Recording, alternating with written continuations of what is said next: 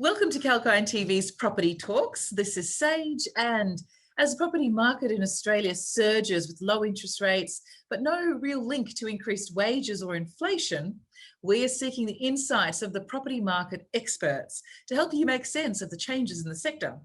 And today we're very lucky to have Mr. Michael Yardney, the Director of Metropole Property Strategists. And to give you some background, Michael Yardney has been voted one of Australia's 50 most influential thought leaders. And while he is best known as a property expert, Michael is also Australia's leading expert in psychology of success and wealth creation. So Michael is a #1 best-selling author of 9 books and frequently challenges traditional finance advice and innovative ideas on property investment, personal finance and wealth creation. So welcome, Michael. It's a pleasure to meet you. Thank you, Sage. It was fun being here. Great. Well, let's get started with the questionnaires and not keep the audience in the dark for much longer. Out of many hats you wear, and you do have so many strings to your bow, you are best known as a property expert. Do you think that Australia's house prices would stabilise a bit from the red hot levels they're at the moment? Well, I disagree with you, Sage. I don't think they're at red hot levels. I think they're at white hot levels. And so I think they're going to come down a little bit to red hot levels as things start to settle down a bit. This year's been a combination of low interest rates, increasing consumer confidence, that we've got this COVID thingy under control, the consistent media message that our economy is picking up, and then the significant pent-up demand. All these things together has meant our property markets have had the strongest capital growth on record for close to 30 years. So I now believe that I agree with you that property price growth will moderate, but it is still going to continue on for another year or two, and it's still going to be strong for a while, Sage. Fantastic. Thank you for your insights. So, Michael, overall, the Melbourne property market is likely to increase by double digits in 2021. And it is also believed that the A-grade homes and investment grade properties are likely to exhibit double-digit capital growth. Do you agree that the Melbourne property market would meet the bears as the 2021 expectations, or will there be misses? What's your take on the same? Well, it's not just the Melbourne property market. Currently, all the big capital cities and most of the regional areas are outperforming the long-term averages of growth. But there's still some areas that are languishing, particularly the high-rise apartment buildings, the inner city towers and around our universities. But if you look back, we've had minimal capital growth for 3 years. 2020, well, we know what happened last year. There was COVID. 2019, there was an election that put the market on hold for a while when there was scare about changes to tax treatment of particularly property investments. 2018, there was the Haynes Royal Commission. So we've had minimal growth. So we've only now just hit historic highs, new records that were last met in 2017. And your viewers would understand that markets are cyclical and they tend to revert to the mean. In other words, if we had no capital growth for a couple of years, we're going to have a number of years of strong capital growth. And our research at Metropole has suggested that if you take into account the fall in interest rates and the rise in wages, there's not much rise in wages, but there's been a little bit, affordability suggests that this cycle is going to be on average 25 to 30% capital growth. So yes, there's quite some way to go.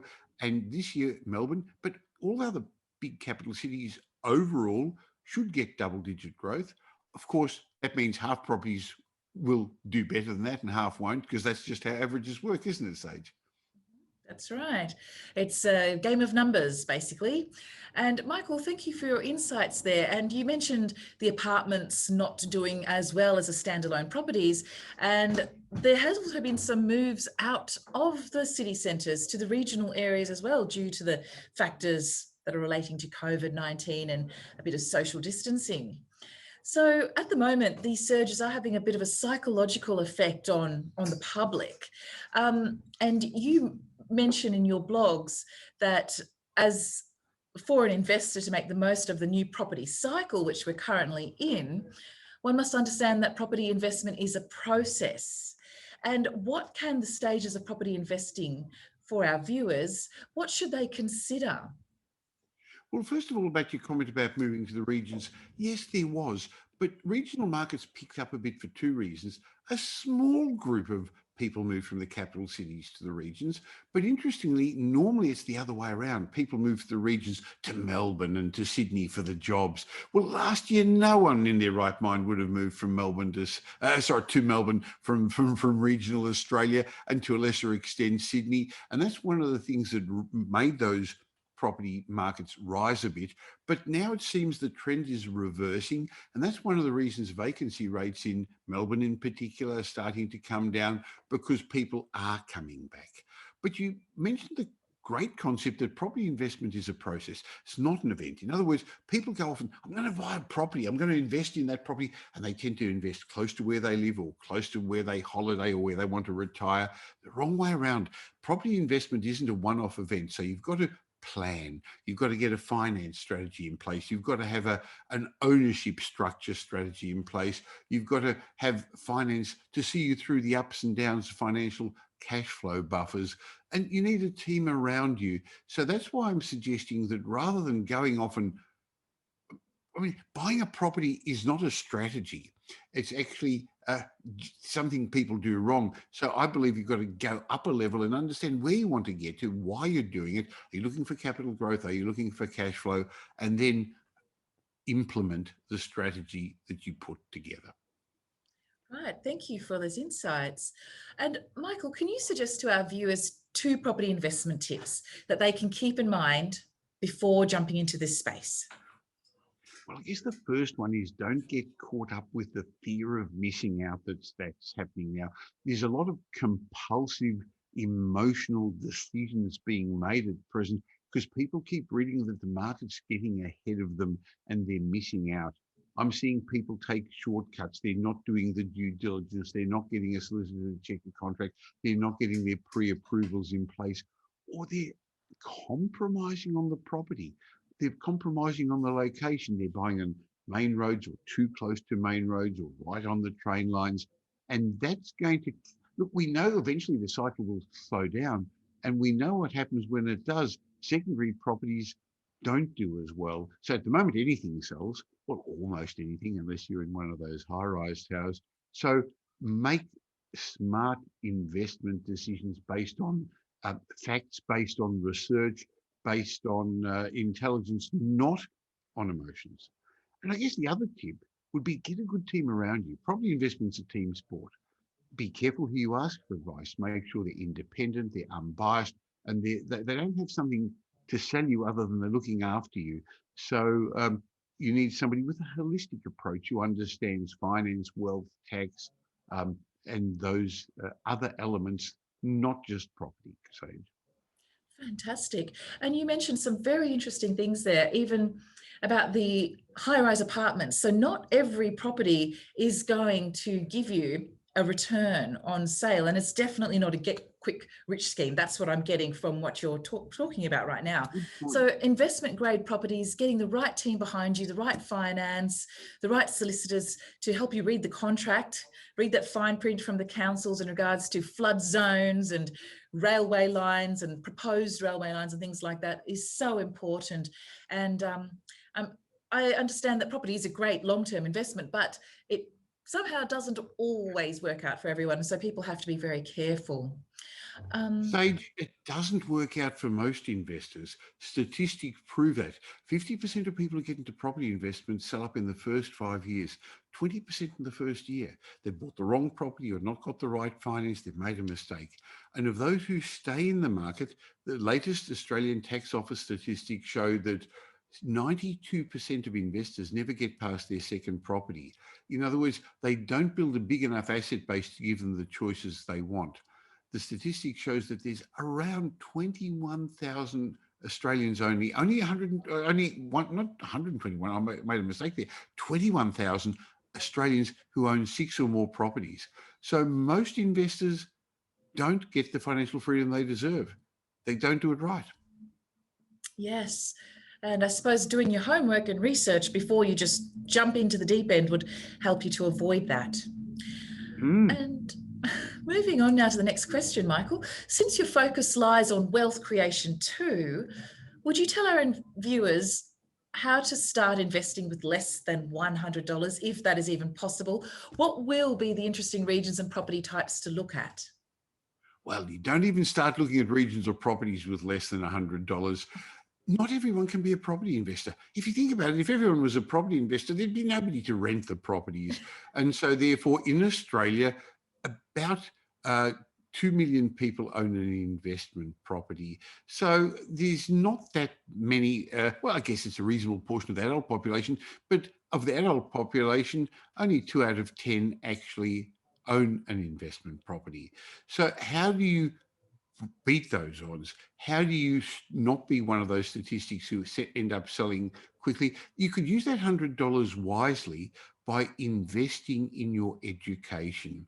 Sure, there's a lot of free education on the internet. There's YouTube channels, there's videos, there's podcasts, there's blogs. But I'd also be getting some books, some classic books on property investment. My one, How to Grow a Multi-Million-Dollar Property Portfolio in Your Spare Time, is now in its 14th anniversary edition. It's sold hundreds of thousands of copies. It's on the bookshelf of most successful property investors. So learn from somebody who's traveled through the various property cycles and work on yourself and your education and learn investment basics. Spend less than you earn. You start investing, start saving. And where you'd invest, unfortunately, you can't do much with $100, but start saving so you've got a deposit. Fantastic. Very, very wise words. And just to reiterate, spend less than you earn. I think that's a very important one.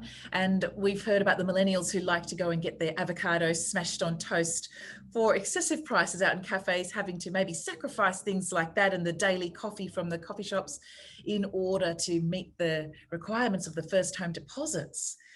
I suppose Well, taking advantage of... the answer is you've got to delay gratification. You've got to do the hard things now so you have an easy life later. If you do the easy things now, unfortunately, you're going to have a hard life later.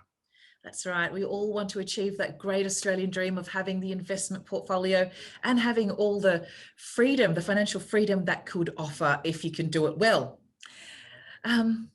And on to the next question. As the new study conducted by Frost and Sullivan and Oracle NetSuite finds that Australia and New Zealand are leading APAC in entrepreneurial spirit and confidence, what do you think is a driving force behind it? And how is a real estate market contributing to this? Well, I've found a lot of people want to develop their own financial freedom. It is a different headspace in Australia to many other countries in the world, and particularly European countries where people are tenants all their life.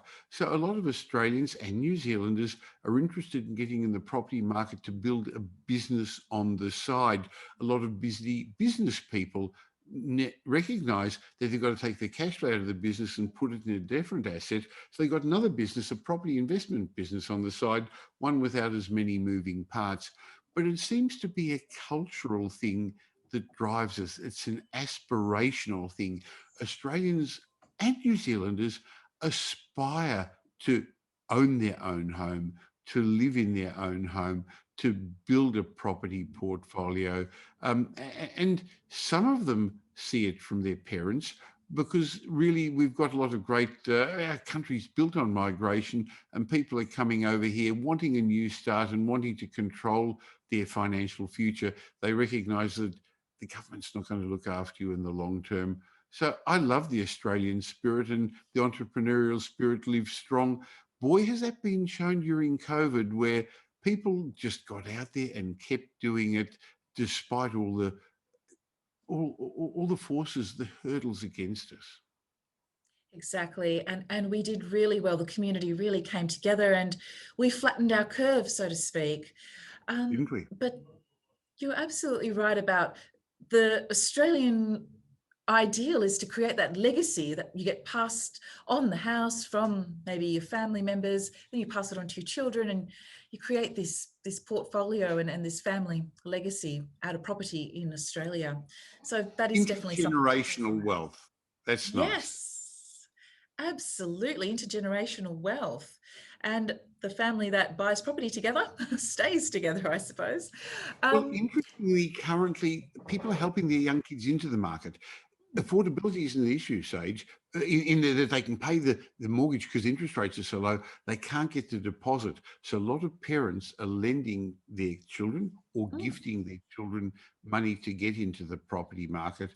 And in the early 1970s, I went halves with my parents. My parents helped me too. I, we put together a $2,000 deposit. I found $1,000, my parents did, and we bought a home for $18,000 in Caulfield in Melbourne. We got $12 a week rent. We were excited. So there's nothing new about families helping their kids into the property market. That is phenomenal. Thank you so much for sharing your story with us. And on that note, that was a wonderful show. We've reached the end of the questionnaire, but I will just reiterate the name of Michael Yardney's book. I believe it was The Multi-Million-Dollar Property Portfolio. How to grow a multi-million-dollar property portfolio in your spare time is one of my 9 books. And if you want to get more, there's the Michael Yardney podcast. You just find it wherever you listen to podcast shows. Exactly. I was just about to say that, so you beat me to it. And I'm sure you're keen to hear more from Michael Yardney if you haven't already subscribed to his all-popular newsletter. That's Michael's Property Investment Update, as well as the aptly named Michael Yardney podcast. So thank you so much for your time. And Michael, was there any last words you'd like to add before we end the show? Yes, if you're not ready to get into the property market yet, if you see it's going past, don't worry. Timing is not as important as actually owning the right asset. So don't take shortcuts. Don't worry. Don't compare your chapter 20 to somebody's chapter 68 that I am. I've been in the property market a long time. But you've got to learn that delayed gratification, because property has created a lot of Australian multi-millionaires. It doesn't discriminate. It doesn't care who owns it. Why shouldn't it be you? Fantastic advice on that note. And well, as we say here at Kalkine, stay apprised and invest wise with Kalkine. See you again soon.